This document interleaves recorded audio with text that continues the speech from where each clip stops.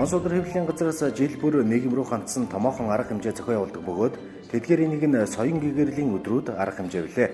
Энэ жилийн хувьд өнгөрсөн 6 сард неолиберализм сэдвийн хүрээнд явагдсан бол энэ удаад насанд хүрэх сэдвийн хүрээнд болж өндөрлсөн юм. 11-р сарын 13-нд буюу тус арга хэмжээний нээлтийн үеэр 5 хоног үргэлжлэх арга хэмжээний товч танилцуулга хийсэн бөгөөд дэлхийн ертөнцийн хөл нийлүүлэн алхах, улс орноо эх орончоор хайрлаж хөгжихийн тулд хүн бүр, иргэн бүр насанд хүрч нийгмийн нийтлэг үнэт зүйлсийг эрхэмлэх шаардлага урган гарч байгааг онцлон тэмдэглэж байлаа. Насанд хүрэх гэж чухам яг юу вэ? 18 нас хүрснээр насанд хүрсэн гэж үзэх боловч энэ нь зөвхөн нас бие бэлтрийн хувьд насанд хүрсэн хэрэг бөгөөд улам бүр нэгдэн нэгтарч буй нийгэмд төдийлөн хангалттай биш ажээ. Иргэншсэн нийгэмд амьдарч буй бидний хувьд бусад хүмүүстэй хамтран амьдрахын тулд нийгмийн наазахын ойлголттой болох шаардлагатай бөгөөд оюун санааны хувьд нийгмээ ойлгож бие даан амьдрах чадамжтай жинхэнэ хувь хүн болох нь насанд хүрэх явдал талаар нээлттэй ярилцсан юм.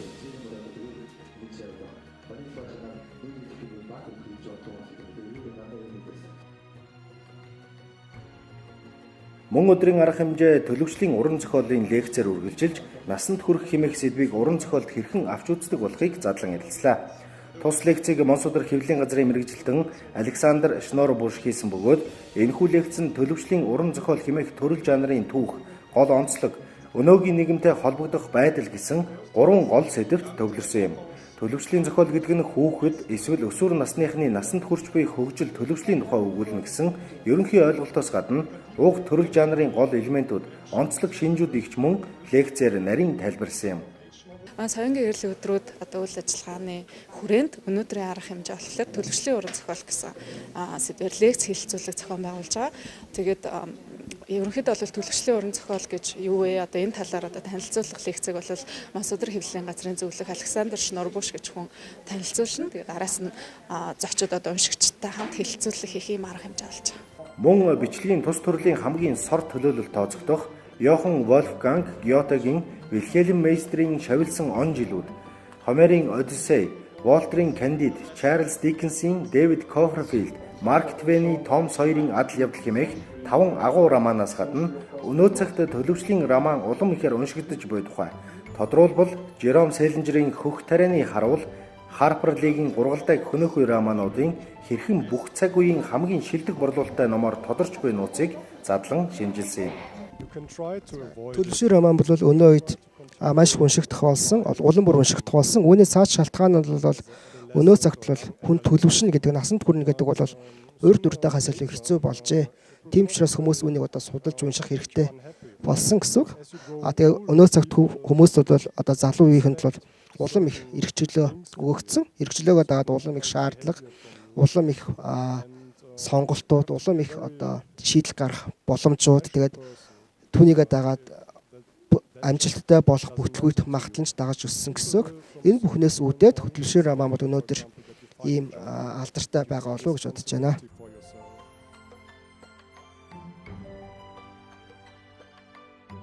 11-р сарын 14-нд соён гэгэрлийн өдрүүд арга хэмжээ, тэрслүүд зан чанар ба өөрчлөлтийн төлөө дүрм журмыг зөрчигсөд хэлэлцүүлгээр үргэлжилсэн юм.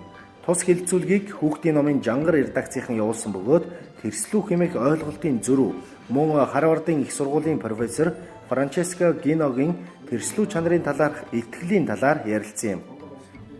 Уулууртай ч юм уу хөлцөнгүү томоотой ийм байх юм бол хизээж шинжилэл явагдахгүй, өөрчлөгдөхгүй, за дээрээс нь бүтээлч тийм байдал бол хизээж харагдахгүй байх юм санагдаад байгаа юм л да. Тэгээд миний хувьд тэрслүүг зориулсан бяцхан төгөөд гэдэг тийм таньдж байгаа тэр номны үед ажилласан. Тэгээд тэнд бол бүхэл салбарын тийм амжилтанд хүрсэн 100 эмэгтэй талаар өгүүлдэг. Тэгээд тэр хүмүүсийн амжилтанд хүрсэн бодлого нь юу юм бэ гэдгээс бодоод үзэхлээр зэрэг ерөөсөө нэг л татагдаад байгаа. За тэр нь бол яг л юу хийх ёстойгоо маш сайн ойлгож өгсөн. Тэрнийхээ зөв гэдгийг нь мэдэрсэн. За дээрээс нь бүр ингээд түүнийг хийхин тулд юу хэрэгтэй, яах ёстой юм гэдэг хүртэл ингээд ойлгосон. Тэгээд тэрний бодлоо ингээд тууштай бүр ухарч нэцэхгүйгээр ингээд явж байгаа ийм байдал байсан. Тэгэхээр энэ бол тэр чигтэл бидний өнөөдөр ярих гэдэг тэрслүү чанар гэдэг зүйлс бол яваад байгаа юм л да.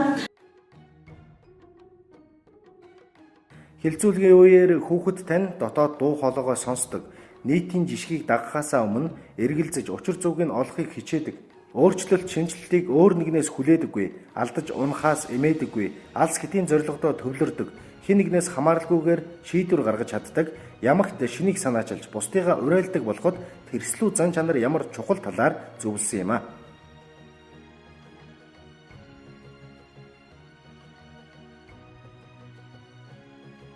Тус өдөр насанд хүрэх сэдвийн хүрээнд Солонгосын зохиолч Иймэн Ёолын манай Бүдэрсэн Баатар зохиолоор хийгдсэн Азийн томоохон кино наадмын шагналт ижил нэрт киног толиллуулсан юм. Киноны дараа хүч чадалтай нэгэн нь бусдыгаа захирч дарангуйлж буй нийгэмд хүмүүс хэрхэн харилцдаг вэ? Дарлагдсан олонд дарангуйлагчийг эсэргүүцэж шудраг ёсыг тогтооход юу саад болдог вэ гэд олон асуудлын талаар нээлттэй хэлэлцүүлэг өрнөсөн юм.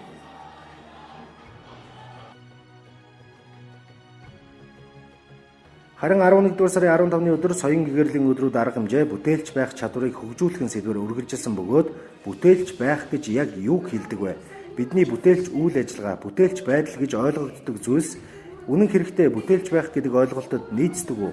Бүх шатны сургуулиас эхлээд ажлын байран дээр бүтээлч үйл ажиллагааг хэрхэн устгадаг, буруугаар ойлгодог тухай лекц ярилцлага өрнөлөө. Энэхүү арга хэмжээний үеэр Монс удар хэвлэлийн газраас дээрх сэдвийн хүрээнд багш нарт сургалт явуулсан бөгөөд зочин багшаар Шинэ Монгол сургуулийн дүрслэг урлагийн багш Ган Зориг оролцож сургалтын үеэр өөрийн олж авсан мэдлэгээ бусад багш нартай хуваалцсан юм а. Сэтгэлгээ маш дэмжсэн ийм ажиллагаа хичээл юмдаа илүүтэйгээр оруулж өгөх юм бол зөвхөн дүрслэгийн хичээл биш бүх хичээлтэй оруулж өгөх юм бол хүүхдээ үүний хичээг хөгжүүлдэг юм. А яг тэр энэ дээр харагдчихээн зүүн тал бол бидний логик сэтгэлгээний тал тийм логикоор болоод нөгөө дүрмээрээ бодоод ингэж явах юм бол бидний зүүн талд ажиллаж байдаг. А би шал өөрөө бодоод дэлчээр сэтгэгээд өөрөө фантазлаад яаж зохиомжлох вэ сэтгэл явах бол бидний баруун талд ажиллаж байна. Тэгээд нэг хичээл дээр зөвхөн зүүн талд ажиллуулад байж болохгүй шүү дээ. Тэгэхээр дэлчээр хичээлээ явуулах юм бол хүүхдийн тарих бүхэлдээ ажиллаж байдаг, бүхэлдээ хөгжиж байдаг гэсэн. Энэ өдрийн арга хэмжээ уншснаа ярилцах нь яагаад чухал вэ сэдвийн хүрээнд ярилцлагаар үргэлжилсэн ба уг ярилцлагын зочноор утга зохиол судлаач шүүмжлэгч соёл урлагийн их сургуулийн урлаг судлалын техникийн эрхлэгч доктор Батхуйг болон утга зохиол судлаач шүүмжлэгч Монгол Улсын боловсролын их сургуулийн утга зохиолын техникийн багш доктор Батсуур нарыг урьж Монс удар хэвлэлийн газрын ерөнхий захирал Энхбат ярилцлагыг хөтлсөн юм. Уншигчдын боловсрол зориулж уран зохиолын шүүмжлэгч судлаачид уншигчдад хэрхэн тусалж чадах, тэдний нийгмийн үүрэг, зорилгын талаар түлхүү ойлголттой болохыг зорьсон тус ярилцлага өргөн хүрээнд өрнөж боловсролын талаар хэрэгжиж буй бодлого, ерөнхий боловсролын сургуульд уран зохиолын хичээл, монгол хэлний хичээл хоёрыг нэгтгэн үзэх болсон нь оновчтой эсэх. Ерөнхий боловсролын сургуулийн багш нарын заах арга зүйн асуудал зэрэг сэдвийг хүндсэн юм а. Монголчууд яг үндсэндээ болсон хүчнийхээ бодлогыг наадцснаас бүх юм төвшөнд байж тийм үү бодлогын хямралд орсон байхгүй да. Шинэ одоо би бол яамнаас удаа шүү дээ уран зохиол мэддэг хүнийг чихтэй дараагаад ирээ гэсэн чих болтохгүй. Би энэ 10 жилийн хичээлүүдийг бол мэдлэгтэй болох хичээл, хүн болох хичээл гэж хоёр хуваах боломжтой гэж боддог байхгүй. Уншсан номоо ойлгодог болохын тулд жишээлбэл та нар бид нар тийм аль болох одоо олон нийтдээ уншсан одоо тухайн үед гарч байгаа сайн зохиолуудын тухай ойлгосноо ярьдаг. Бүгдөө яг та нар шиг ч юм уу, удирдлагын нэг ч юм уу, эсвэл жилдээ нэг ч юм уу те зохион байгуулдаг бол магадгүй манай уншигчдын юм уу эсвэл ирээдүйн одоо энэ одоо иргэдийн маань энэ сэтгхүү боловсрол утга зохиолыг ойлгох ойлголт энэ утга зохиолоор дамжаад энэ амьдрал хүний оршихуйг ойлгох ойлголт нь бол бас тодорхой хэмжээгээр одоо шүү дээ тийм ээ энд ахиц өөрчлөлт гарна гэж би хувьдаа бол харж байна.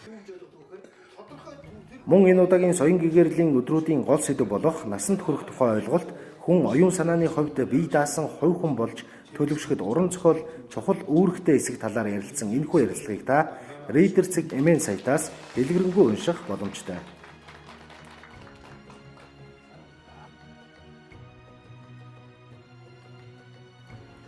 Соён гэгэрлийн өдрүүд арга хэмжээний үеэр хөндсөн бас нэг гол асуудал нь хүүхэд нас гэж чухам юу вэ? Хүүхдийг зургаар хэрхэн хөгжүүлэх вэ зэрэг асуултыг эцэг эхчүүдэд тавьсан юм.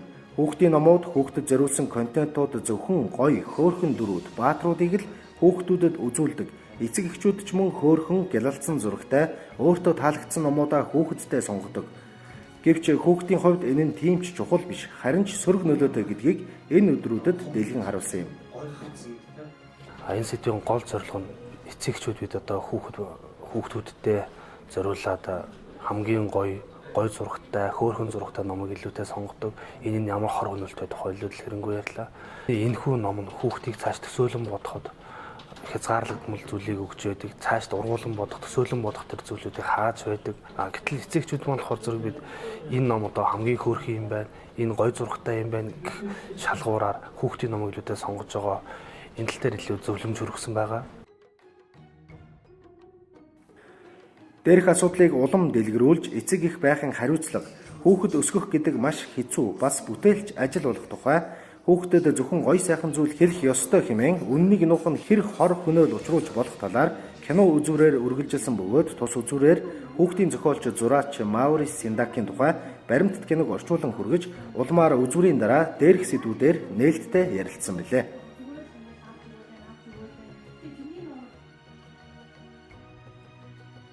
Монс өдөр хэвлэлийн газраас жил бүр уламжлал болгон зохион явуулдаг соён гэгэрлийн өдрүүд арга хэмжээ 11-р сарын 17-нд бүтээлч ном гэж ямар номыг хэлэх вэ болон монгол хэлээрээ бид ойлголцож чадж байна уу зэрэг өдөрлөгөөр үргэлжилсэн юм. Дээрх сэдвийн хүрээнд өгөгдсөн дүрсийг яг адилхан дуурайж бодуулдаг ном бүтээлч ном мөн үү? Хүүхэд яагаад зөвхөн томчуудад таалагдахын төлөө зурж эхэлдэг вэ зэрэг асуултыг Монс өдөр хэвлэлийн газрын хүүхдийн номын жангар редакцийн зураач Төр Мөнхөд тавьсан юм.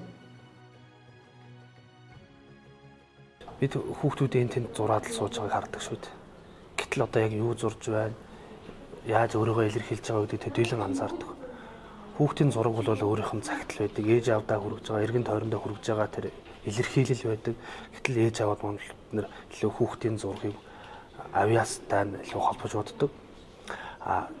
Тэгээд тэр бодлороо эцэг эхчүүд бид нар хүүхдүүдтэй зориулаад хөөрхөн одоо энэ дүр төрслөлтэй Walt Disney гэдэг юм одоо гадны үлгэрийн баатруудын контентын дүрүүдийг илүү бодуулаад тэр нь хөөрхөн зурагдсан бол миний хүү зурч чадж байна, миний охин зурч чадж байна гэдэг нь илүү авьяастай холбож бодоод байгаа. Гэтэл хүүхдийн хэрэгцээ маань цааш өсөн дэвжих, төсөөлөл нь цааш задрах тийм ээ.